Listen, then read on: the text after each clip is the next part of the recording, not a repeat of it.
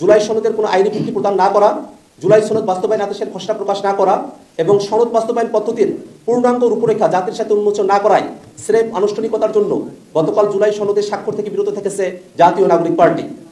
জাতীয় নাগরিক party NCP প্রতিষ্ঠার দিন থেকেই ৭২-এর ফেসিবাদী বন্দোবস্তের বিলোপ ঘটিয়ে নতুন সাংবিধানিক অগ্রযাত্রায় সামিল হতে সরকার এবং সকল রাজনৈতিক দলকে আহ্বান জানিয়েছে। বিচার সংস্কারের অংশ হিসেবে জুলাই সনদ প্রণয়ন ও বাস্তবায়ন এবং গণপরিষদ নির্বাচনের দাবিতে সারা বাংলাদেশে এনসিপি জুলাই পদযাত্রা কর্মসূচি বাস্তবায়ন করেছে। রাজধানী থেকে তৃণমূল পর্যন্ত বাংলাদেশের জনগণ এই দাবিতে এনসিপিকে দৃঢ় সমর্থন দিয়েছে। একই সাথে জাতীয় ঐক্যমত্য কমিশনেও রাষ্ট্রের কাঠামোগত সংস্কার প্রক্রিয়াকে ত্বরান্বিত করতে জোরালো ভূমিকা পালন করেছি আমরা। কিন্তু আমরা দেখেছি জুলাই সনদ বাস্তবায়ন পদ্ধতি সম্পর্কে জাতিকে ধোঁয়াশায় রাখা হয়েছে। জুলাই সনদে এর আইনি ভিত্তি হিসেবে জুলাই সনদ বাস্তবায়ন আদেশের কথা উল্লেখিত হয় নাই। আমরা বলেছি অভ্যুত্থান পরবর্তী যে কোনো বন্দোবস্তের নৈতিক ও আইনি ভিত্তি হতে হবে জুলাই অভ্যুত্থানে প্রকাশিত জনগণের সার্বভৌম ও গাঠনিক ক্ষমতা। কিন্তু দুর্ভাগ্যের বিষয়, জুলাই সনদে জনগণের সার্বভৌম ও গাঠনিক ক্ষমতা সম্পর্কিত মৌলিক সত্যের কোনো উল্লেখ নাই। সনদ বাস্তবায়নের একটি প্রক্রিয়া হিসেবে সকল রাজনৈতিক দল গণভোটে সম্মত হলেও খোদ গণভোটের আইনি কাঠামো তথা জুলাই সনদ বাস্তবায়ন আদেশের কথা সনদে বিবৃত হয় নাই। অপরদিকে জুলাই সনদের রাজনৈতিক দলগুলো সংবিধানের এমন কিছু অনুচ্ছেদ পরিবর্তনের ব্যাপারে সম্মত হয়েছে যা বিদ্যমান সংবিধানের তথাকথিত বেসিক স্ট্রাকচারের আওতাভুক্ত। ফলে ৭২-এর সাংবিধানিক কাঠামোর অধীনে থেকে খোদের বেসিক স্ট্রাকচারকে লঙ্ঘন করে সংবিধান সংশোধন বা সংস্কার করলেও অদূর ভবিষ্যতে এই প্রক্রিয়া আদৌ একটি চ্যালেঞ্জ এবং বাতিল হওয়ার সম্ভাবনা রাখে। কাজে এই প্রক্রিয়ায় জুলাই সনদ পাশ হলে এটি জনগণের সাথে একটি সাংবিধানিক প্রতারণা বই কিছুই হবে না। এই কারণেই আমরা গণভোটের পূর্বে জনগণের সার্বভৌম ইচ্ছার বহিঃপ্রকাশ হিসেবে সরকার প্রধান ডক্টর মোহাম্মদ ইউনূস কর্তৃক জুলাই সনদ বাস্তবায়ন আদেশ জারির কথা বলেছি, যে আদেশের খসড়াতে এর আইনি ভিত্তি ও বৈধতা এবং জুলাই অভ্যুত্থানের কথা স্পষ্ট উল্লেখ থাকবে।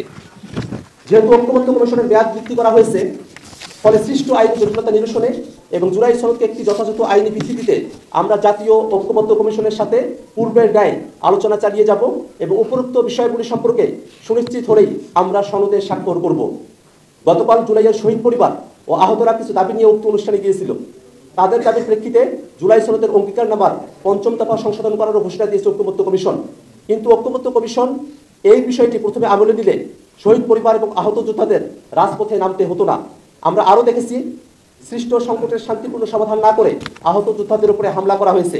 আমরা এর তীব্র নিন্দা ও প্রতিবাদ জানাই। আমরা এই ঘটনার সুষ্ঠু তদন্ত ও বিচার দাবি করছি। আমরা দেখেছি আমন্ত্রিত শহীদ পরিবারও এই অনুষ্ঠানে প্রাপ্য সম্মান পান নাই। প্রশাসন থেকে তাদের সঙ্গে উচ্চবাচ্য করা হয়েছে। শহীদ পরিবাররাই জুলাই সনদ আয়োজন অনুষ্ঠানের মূল আকর্ষণ। তাদেরকে মঞ্চে থেকে এক করে বসিয়ে তাদের সাথে অমর্যাদা করা হয়েছে। শহীদ ও আহতদের আত্মত্যাগের বলেই আজকের জুলাই সনদ। তাদের উপর হামলা করে এবং তাদেরকে অসম্মান করে জুলাই সনদকে পাওয়ার এলিটদের সেটেলমেন্ট বানাতে যাওয়ার অপচেষ্টার নিন্দা জানাই আমরা।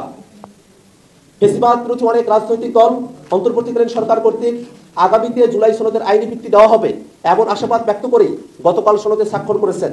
আমরা আশা করছি ঐক্যমত্য কমিশনে জুলাই সনদের আইনি ভিত্তি সংক্রান্ত আগামী কয়েকদিনের আলোচনায় আমাদের অবিচল লড়াইয়ে আমরা তাদেরকে জনগণের পাশে পাব।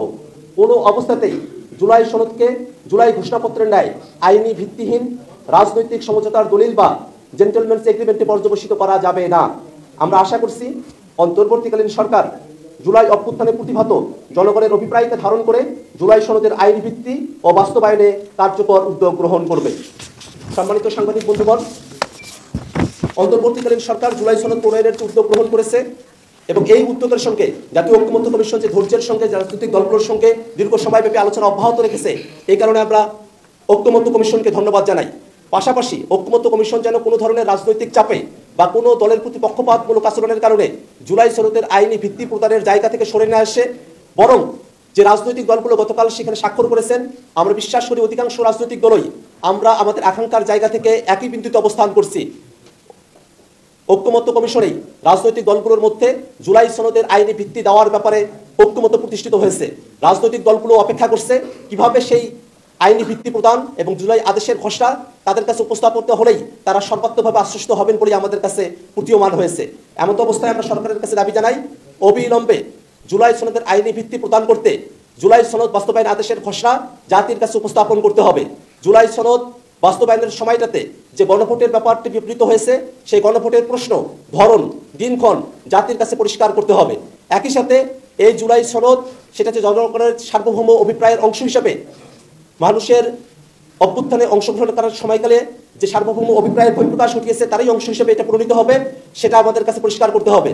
আমরা একই সাথে দাবি জানাই যে জুলাই সনদ যে সংবিধানের মৌলিক কাঠামোগুলোতে পরিবর্তন সাধন করবে, সামনের সংসদকে যে গাঠনিক ক্ষমতা দেওয়া হবে সেই গাঠনিক ক্ষমতার বলেই সামনে যে সংবিধান প্রণীত হবে সেই সংবিধানকে 2026-এর সংস্কারকৃত সংবিধান হিসেবে অভিহিত করতে হবে।